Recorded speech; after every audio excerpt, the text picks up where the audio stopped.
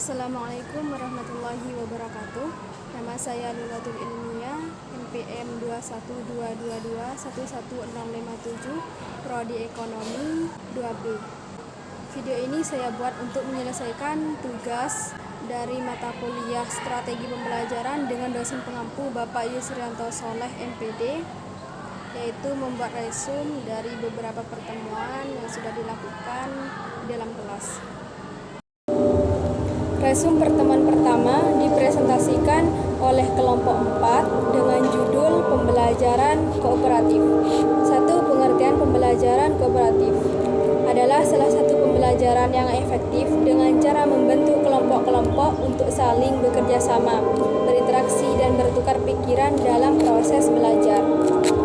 Selanjutnya, langkah-langkah pembelajaran kooperatif. 1. Siswa belajar dalam kelompok dengan cara bekerja sama.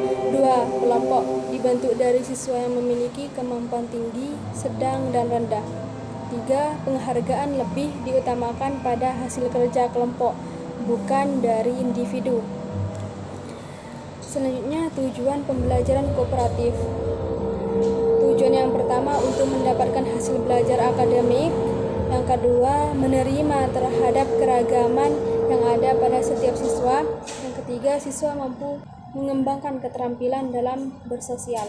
Selanjutnya, kelebihan dan kelemahan pembelajaran kooperatif. Yang pertama, kelebihan. Kelebihan pembelajaran kooperatif yaitu melalui pembelajaran kooperatif, siswa dapat diharapkan tidak terlalu berharap pada guru. Kedua, pembelajaran kooperatif dapat mengembangkan kemampuan mengungkapkan ide atau gagasan dengan kata-kata secara verbal dan membandingkannya dengan ide-ide orang lain. Yang ketiga, pembelajaran kooperatif dapat membentuk anak untuk respek pada orang lain dan menyadari akan segala keterbatasannya serta menerima segala perbedaan. Kelemahan pembelajaran kooperatif. 1. Untuk memahami dan mengerti filosofi pembelajaran kooperatif memang butuh waktu karena terdapat perbedaan antara siswa yang memiliki kelebihan dan siswa yang merasa kurang. Kedua, ciri utama dari pembelajaran kooperatif adalah bahwa siswa saling bekerja sama dalam memecahkan permasalahan. Yang ketiga, penilaian yang diberikan dalam pembelajaran kooperatif didasarkan kepada hasil kerja kelompok, bukan individu. Beberapa model pembelajaran kooperatif diantaranya: 1. Model pembelajaran kooperatif tipe STAD. 2. Pembelajaran kooperatif tipe TAI. 3. Model pembelajaran kooperatif tipe Jigsaw. 4. Model pembelajaran Team Games Turnamen atau TGT. 5. Model pembelajaran kooperatif Integrated Reading and Composition.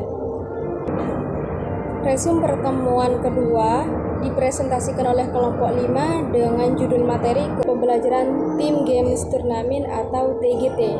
Dalam pembelajaran TGT, peserta didik memainkan permainan dengan anggota tim lain untuk memperoleh skor bagi tim masing-masing. 4 hal penting dalam strategi pembelajaran kooperatif tipe TGT ini. 1. Adanya peserta didik dalam kelompok. 2. Adanya aturan main dalam kelompok. 3. Adanya upaya belajar dalam kelompok. 4. Adanya kompetensi yang harus dicapai oleh kelompok. Selanjutnya, langkah-langkah dalam pembelajaran TGT. Langkah-langkah dalam pembelajaran TGT yang pertama, penyajian kelas. Yang kedua, belajar dalam kelompok. Yang ketiga, permainan. Yang keempat, pertandingan atau lomba. Yang kelima, penghargaan kelompok. Selanjutnya, penggunaan model pembelajaran TGT. Model pembelajaran TGT bisa diterapkan dalam semua macam mata pelajaran, terutama bagi siswa tingkat SD dan SMP. Hasil belajar siswa dengan menggunakan metode TGT ini memberikan hasil yang lebih baik jika dibandingkan dengan menggunakan metode ceramah dan resitasi. Tujuan pembelajaran kooperatif tipe TGT antara lain supaya peserta didik dapat belajar secara berkelompok. 2. Saling menghargai pendapat orang lain. 3. Memberikan kesempatan kepada orang lain untuk menyampaikan pendapatnya. Kelebihan dari pembelajaran kooperatif tipe TGT. 1. Supaya peserta didik dapat belajar secara berkelompok, saling menghargai pendapat orang lain, memberikan kesempatan kepada orang lain untuk menyampaikan pendapatnya. Kelebihan dari pembelajaran kooperatif tipe TGP yang pertama yaitu tidak hanya membuat peserta didik yang cerdas lebih menonjol, tetapi peserta didik yang kemampuan akademiknya rendah juga ikut aktif dan mempunyai peran penting dalam kelompoknya. 2. Menumbuhkan rasa kebersamaan dan saling menghargai sesama anggota kelompok. Yang ketiga, peserta didik lebih semangat dalam mengikuti pelajaran karena di akhir pelajaran guru memberikan penghargaan bagi kelompok yang terbaik. Kelemahan dari model pembelajaran tipe TGT: 1. Menggunakan waktu yang sangat lama. 2. Guru dituntut untuk pandai memilih materi yang cocok dengan model TGT ini. 3. Harus dipersiapkan dengan sangat baik sebelum diterapkan. Pertemuan ketiga, presentasi dilakukan oleh kelompok 6 dengan judul materi model pembelajaran kooperatif tipe TAI. Model pembelajaran tipe TAI adalah model pembelajaran yang berbentuk kelompok yang heterogen atau campuran dengan pemikiran yang berbeda untuk saling membantu siswa lain yang membutuhkan bantuan. 8 komponen model pembelajaran kooperatif tipe TAI ini antara lain: yang pertama teams, yang kedua kurikulum material, yang ketiga tim study, yang keempat faktes, yang kelima teaching group. Langkah-langkah pembelajaran kooperatif tipe TAI: 1. Menyampaikan tujuan dan motivasi kepada siswa. 2. Menyajikan informasi. 3. Mengorganisasi siswa ke dalam kelompok-kelompok belajar. Selanjutnya, membimbing kelompok bekerja dan belajar, mengevaluasi siswa, memberikan penghargaan kepada siswa. Kelebihan dan kekurangan pembelajaran kooperatif tipe TAI: kelebihannya yaitu siswa yang lemah dapat terbantu dalam menyelesaikan masalahnya, siswa yang pandai dapat mengembangkan kemampuan dan keterampilannya, adanya tanggung jawab dalam kelompok dalam menyelesaikan permasalahan, siswa diajarkan bagaimana bekerja sama dalam satu kelompok. Kekurangan teams assisted individualization atau TAI: 1. Siswa yang lemah dimungkinkan menggantungkan pada siswa yang pandai. 2. Terhambatnya cara berpikir siswa yang mempunyai kemampuan lebih terhadap siswa yang kurang.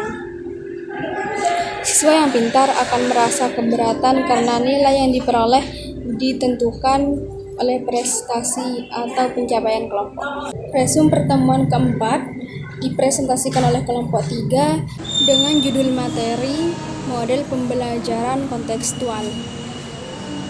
1. Pengertian model pembelajaran kontekstual.